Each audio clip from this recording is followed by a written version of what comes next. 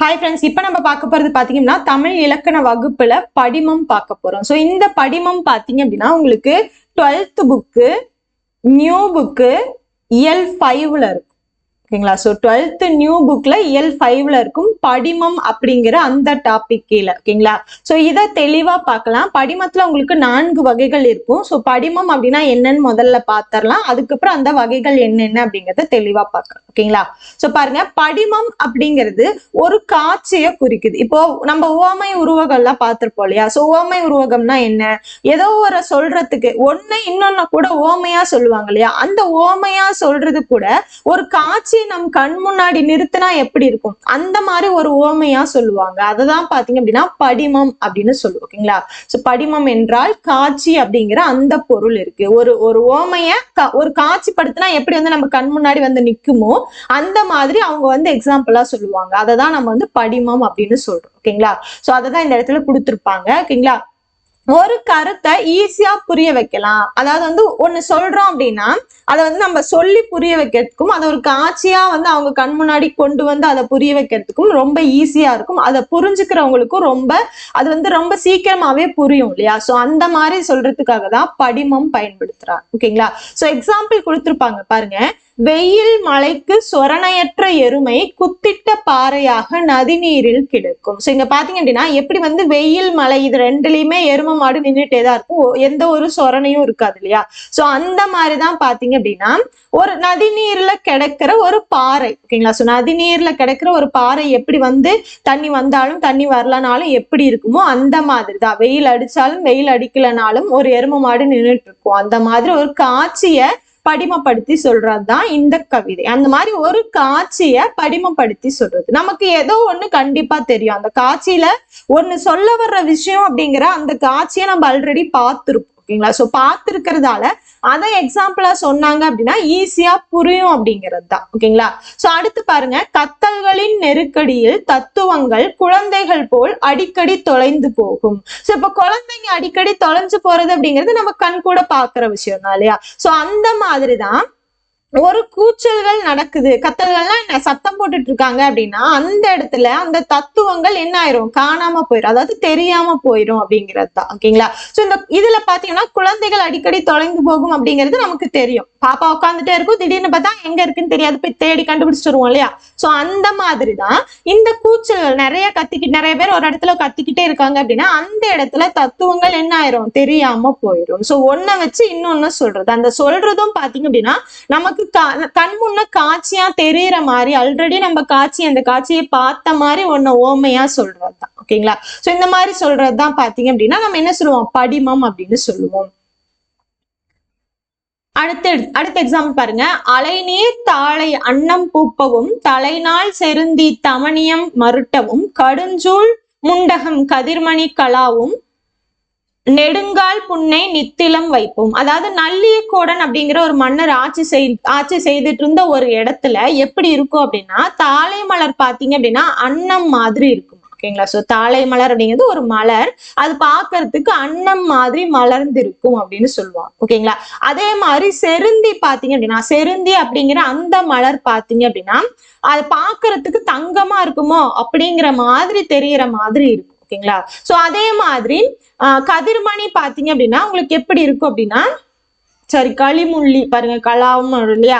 So அந்த இடத்துல பாத்தீங்கன்னா நீலமணி அந்த மாதிரி தெரியும். ஓகேங்களா? சோ அதே மாதிரி புன்னை மரங்கள்ல செலுத்திருக்க அந்த அரும்புகள் பாத்தீங்கன்னா முத்துகள் மாதிரி இருக்குமா. சோ இந்த மாதிரி ஒவ்வொன்னையும் எக்ஸாம்பிளா சொல்றது. ஓகேங்களா? சோ முத்துகள் நம்ம ஆல்ரெடி பார்த்திருப்போம். அதே மாதிரிதான் ஒவ்வொன்னையும் ஒவ்வொன்னு கூட என்ன சொல்றாங்க, அந்த ஓமைப்படுத்தி சொல்றாங்க. ஓகேங்களா? சோ பாருங்க, அதே மாதிரிதான் கொடுத்துப்பாங்க பாருங்க. தாளை மலர் அன்னம் போலவும் செருந்தி மலர் பொன்னை போலவும் முள்ளி மலர் நீலமணியை போலவும் புன்னை மரத்தில் அரும்புகள் முத்துகள் போலவும் இருப்பதாக காட்சிப்படுத்துகிறார். சோ இந்த மாதிரி காட்சிப்படுத்துறதுக்காக அதை நம்ம சொல்றதுதான் பாத்தீங்க அப்படின்னா படிமம் அப்படின்னு சொல்லுவோம். ஓகேங்களா? சோ படிமம் பாத்தீங்க அப்படின்னா ஓமை இருக்கிற மாதிரியும் சொல்லலாம், ஓமை இல்லாத மாதிரி பிறவற்றாலும் நம்மளால சொல்ல முடியும். ஓகேங்களா? சோ அந்த மாதிரி சொல்றதுதான் நம்ம என்ன சொல்லுவோம், படிமம் அப்படின்னு சொல்லுவோம். சோ படிமத்துல 4 வகை இருக்கு. ஃபர்ஸ்ட் படிமம்னா பொருள் என்னன்னு தெரிஞ்சுக்கோங்க. படிமம்னா என்ன, காட்சி அப்படிங்கிறது தான் பொருள், அது தெரிஞ்சுக்கணும். அது போக அந்த 4 வகை படிமங்கள் தான் ரொம்ப ரொம்ப முக்கியம், அதை தெரிஞ்சுக்கோங்க. அது பின்னாடி வருது நான் சொல்றேன். ஓகேங்களா? சோ அடுத்து பாருங்க, மாந்தோப்பு வசந்தத்தின் பட்டாடை உறுத்தி இருக்கிறது. இப்ப மாந்தோப்பு அப்படிங்கிறது என்னது? வசந்த காலத்துல பாத்தீங்கன்னா மாந்தோப்பு எல்லாமே ஃபுல்லா பாத்தீங்கன்னா பூத்தோ இல்ல மாங்காய் வந்தோ மாம்பழம் வந்தோ இருந்ததுன்னா எப்படி இருக்கும்? ஒரு பட்டாடை உடுத்தின ஒரு பெண் மாதிரி தோற்றம் அளிக்குது அப்படிங்கறத உருவப்படுத்திருக்காங்க. ஓகேங்களா? சோ இப்ப பாத்தீங்கன்னா உவமை உருவகம் இந்த ரெண்டு மாதிரியே படிமமும் பாத்தீங்க அப்படின்னா 4 வகைப்படும். சோ அதுதான் பாத்தீங்கன்னா இங்க இருக்கு பாருங்க, வினை, பயன், மெய், உரு. வினை படிமம், பயன் படிமம், மெய்ப்படிமம், உருப்படிமம். மெய் அப்படிங்கிறத வடிவம் அப்படின்னு சொல்லலாம், உரு அப்படிங்கிறத நிறம் அப்படின்னு சொல்லலாம். அப்ப வடிவ படிமம்னு சொன்னாலும் சரி, மெய்ப்படிமம் சொன்னாலும் சரி, ரெண்டும் ஒண்ணுதான். உருப்படிமம்னு சொன்னாலும் சரி, நிறப்படிமம்னு சொன்னாலும் சரி, ரெண்டும் ஒண்ணுதான். ஓகேங்களா? சோ அப்ப அந்த வேறு பெயர்கள் இருக்கிறத தெளிவா நீங்க தெரிஞ்சு வச்சுக்கணும். சோ இந்த 4 தான் ரொம்ப ரொம்ப முக்கியம். எடுத்துக்காட்டு கொடுத்து அதுக்கான படிமம் என்ன அப்படின்னு சொல்லி கேள்வி கேட்பாங்க. இப்ப கடைசியா நடந்தது இல்லையா group 2 exam. So group 2 2A prelims எக்ஸாம்ல பாத்தீங்கன்னா உங்களுக்கு மெய் படிமத்துக்கு எடுத்துக்காட்டு கொடுத்துட்டு அவங்க கேள்வி கேட்டிருந்தாங்க. சேம் இதே எடுத்துக்காட்டு தான்.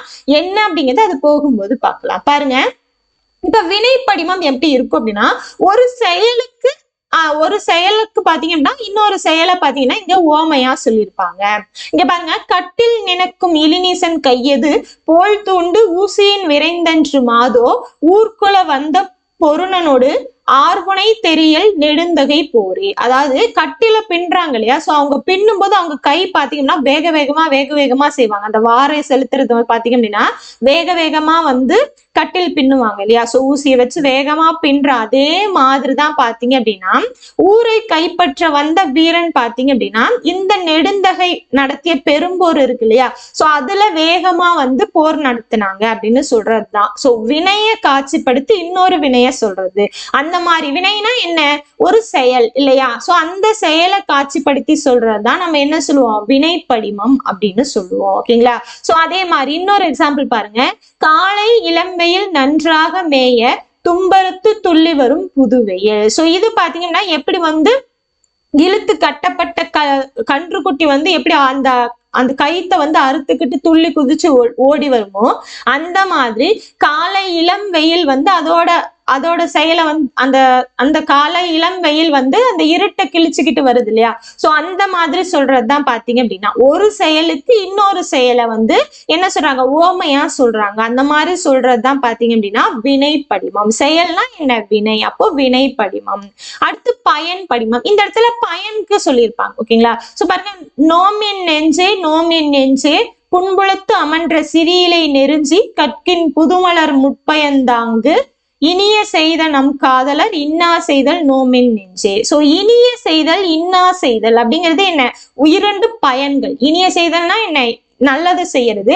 இன்னா செய்தல்னா கெட்டது செய்யறது. அப்போ ரெண்டுமே என்னது? பயன்கள். அப்போ இனிய செய்தல் நெருஞ்சி பூக்கும், இன்னா செய்தல் முள் அப்படிங்கிற அந்த ரெண்டுக்கும் உங்களுக்கு என்ன பண்ணிருக்காங்க? காட்சி பொருளால படிமப்படுத்தி இருக்காங்க. சோ அப்ப ரெண்டுமே பயனுக்கு படிமப்படுத்திருக்காங்க. 2 பயன், இனிய செய்தல், இன்னா செய்தல். அப்போ பயனுக்கு இந்த இடத்துல உவமையா சொல்லி இருக்கிறதால, ஒரு படிமத்தை சொல்லி இருக்கிறதால இது என்னது? பயன் படிமம். அடுத்து பாத்தீங்கன்னா மெய் படிமம். மெயினா என்ன சொன்னேன்? வடிவம் அப்படின்னு சொன்னேன். இந்த இடத்துல வடிவம்னு சொல்லியிருப்பாங்க. சோ வடிவம் அப்படின்னு சொன்னேன் இல்லையா? சோ இந்த கேள்விதான் பாத்தீங்க அப்படின்னா கடந்த 2024 இந்த வருஷம் பாத்தீங்க அப்படின்னா குரூப் 2A பிரிலிம்ஸ் இருக்கு இல்லையா? சோ அதுல கேட்ட கேள்வி சேம் இதேதான் கொடுத்திருந்தாங்க. இந்த இதோட கொடுத்திருந்தாங்க. ஓகேங்களா? சோ யானை தன் வாய் நிறை கொண்ட வலிதேம்பு தடக்கை குன்றுபுகு பாம்பின் தோன்றும். இந்த எக்ஸாம்பிள் கொடுத்து இது எந்த படிமம்னு கேட்டு 4 படிமத்தை கொடுத்திருந்தாங்க. வினைப்படிமம், மெய்ப்படிமம், பயன் படிமம், உருப்படிமம்னு 4 படிமம் கொடுத்திருந்தாங்க. சோ இது வடிவத்தை சொல்றாங்க. அதாவது எப்படி ஒரு யானை தன்னோட வாய்க்குள்ள அதோட துதிக்கையில இருந்து உணவை எடுத்துட்டு போய் வைக்குது இல்லையா? சோ அதை பாக்குறதுக்கு எப்படி இருக்கு அப்படின்னா ஒரு மலை குகையில ஒரு பாம்பு உள்ள போச்சு அப்படின்னா எப்படி இருக்கும்? அந்த மாதிரி இருக்குதாமா. ஓகேங்களா? சோ அப்போ ஒரு உருவத்தை இன்னொரு உருவத்து கூட என்ன பண்ணிருக்காங்க? இந்த இடத்துல ஒப்புமை படுத்திருக்காங்க. ஓகேங்களா? சோ உருவம்னா என்ன சொன்ன? வடிவம். உருவம் வடிவம் எல்லாம் ஒண்ணுதான் இல்லையா? சோ அந்த வடிவத்து கூட இந்த இடத்துல ஒப்பிட்டு இருக்காங்க. அப்போ இது என்ன சொல்லலாம்? நம்ம வடிவப்படிமம், அப்படி இல்லை அப்படின்னா மெய்ப்படிமம் அப்படின்னு சொல்லலாம். ஓகேங்களா? பாருங்க, கோவை பழ மூக்கும் பாசிமணி கண்ணும் சிவப்பு கோட்டு கழுத்தும் வேப்பிலை வாழும். அப்ப மூக்கு பாத்தீங்கன்னா கோவை பழம் மாதிரி இருக்கா, பாசிமணி மாதிரி கண்ணு இருக்கா. ஓகேங்களா? சோ அந்த மாதிரி தான் வேப்பிலை மாதிரி வாழ் இருக்கா. சோ இந்த மாதிரி அந்த வடிவத்து கூட இந்த வடிவத்தை ஒப்பிடுறாங்க. அப்ப மூக்கு பாத்தீங்கன்னா கோவை பழம் அந்த வடிவத்துல இருக்கா. ஓகேங்களா? சோ அப்ப வடிவத்து கூட ஒப்பிடுறதால இது என்ன சொல்லுவோம், நம்ம மெய்ப்படிமம் இல்லைன்னா வடிவப்படிமம் அப்படின்னு சொல்லுவோம். ஓகேங்களா? அடுத்து பாத்தீங்கன்னா உருப்படிமம். உரு அப்படின்னா நிறம் அப்படிங்கிற பொருள் இருக்கு. ஓகேங்களா? சோ இந்த இடத்துல இது உருவம் அப்படின்னு ஞாபகம் வச்சுக்காதீங்க. சோ அப்ப உங்களுக்கு என்ன ஆயிரும், தப்பாயிரும். ஏன்னா மெய்ப்படிமம் தான் உங்களுக்கு உருவத்துக்கு கூட வந்துடும். உருவம் வடிவம் எல்லாமே மெய்ப்படிமத்துக்கு வந்துடும். சோ இது என்னது, உருப்படிமம். அப்படி இல்லை அப்படின்னா நிறப்படிமம். இந்த இடத்துல நிறத்துக்கு இந்த இடத்துல ஒப்பிட்டு சொல்லியிருப்பாங்க. சோ வெந்தாறு பொன்னின் அந்தி பூப்ப, அதாவது இப்ப தலைவன் தலைவியை விட்டு பிரிஞ்சு சென்றுட்டாங்க. ஓகேங்களா? சோ அந்த மாதிரி சென்றதுக்கு அப்புறம் அவங்க திரும்பி வர்றதுக்கான காலம் வரும் இல்லையா? சோ அந்த மாதிரி வந்தும் கூட அந்த தலைவன் வரல. அதனால தலைவி ஒரு துன்பம் மிகுதிப்படுறாங்க. சோ அந்த இதை பாத்தீங்க அப்படின்னா என்ன சொல்றாங்க அப்படின்னா, இப்ப உலைக்களம்னா என்ன, அதாவது தங்கம் இருக்கு இல்லையா? சோ தங்கத்தை நெருப்புல வச்சு அதுக்கப்புறம் அதுக்கு உண்டான அந்த ஷேப்ல மாத்துவாங்க இல்லையா? சோ அந்த மாதிரி உலைக்களத்துல நன்றா வெந்ததுக்கு அப்புறம் மெல்ல மெல்ல ஆறிட்டு இருக்கும் இல்லையா? அந்த பொண்ணோட நிறம் போல அந்திவானம் காட்சி அளிக்குது அப்படிங்கிற மாதிரி சொல்லுவாங்க. ஓகேங்களா? சோ அந்த மாதிரிதான் அந்த துன்ப மிகுதியால அவங்க சொல்லுவாங்க. ஓகேங்களா? சோ இந்த மாதிரி நிறத்தை சொல்றது. ஓகேங்களா? சோ பொன்னின் நிறம் போல இருக்கு அப்படின்னு சொல்றது. அந்திவானம் அந்த பொண்ணோட நிறம் போல இருக்கு. பொண்ணா என்ன, தங்கம். ஓகேங்களா? சோ தங்கத்தோட நிறம் போல இருக்கு அப்படின்னு சொல்றதால, அந்த நிறத்தை ஒப்பிட்டு சொல்றதால இது என்னது, நிறப்படிமம் அப்படி இல்லைன்னா உருப்படிமம் அப்படின்னு சொல்லலாம். ஓகேங்களா? சோ படிமம் அப்படின்னா காட்சி. ஒரு காட்சியை உவமையா சொல்லுவாங்க. ஓகேங்களா? சோ ஒண்ணுக்கு உவமையா ஒரு காட்சியை சொல்லுவாங்க. சோ இந்த இடத்துல பாத்தீங்கன்னா 4 படிமங்கள் இருக்கு. வினைப்படிமம், மெய்ப்படிமம், அதுக்கப்புறம் பாத்தீங்க அப்படின்னா உங்களுக்கு பயன்படிமம், உருப்படிமம். சோ வினை அப்படின்னா ஒரு செயலுக்கு உதாரணமா சொல்லுவாங்க. மெய் அப்படின்னா உங்களுக்கு வடிவத்துக்கு உதாரணமா சொல்லுவாங்க. பயன் அப்படின்னா பயனுக்கு உதாரணமா சொல்லுவாங்க. உரு அப்படின்னா நிறத்துக்கு உதாரணமா சொல்லுவாங்க. சோ இது எல்லாமே தெளிவா ஞாபகம் வச்சுக்கோங்க. இந்த எக்ஸாம்பிளோடவே தெளிவா பார்த்து ஞாபகம் வச்சுக்கோங்க. ஓகேங்களா? சோ நோட்ல தெளிவா நோட்ஸ் எடுத்து வச்சுக்கோங்க. சோ இந்த டைம் கேட்டிருந்தாங்க குரூப் 2 பிரிலிம்ஸ்ல, அதனால கண்டிப்பா கேட்கறதுக்கான வாய்ப்புகள் இருக்கு. 4 படிமத்தையுமே தெளிவா நோட்ஸ் எடுத்து எழுதி வச்சுக்கோங்க வித் எக்ஸாம்பிளோட. ஓகேங்களா? சோ அடுத்த கிளாஸ்ல அடுத்த டாபிக் பார்க்கலாம். தேங்க்யூ.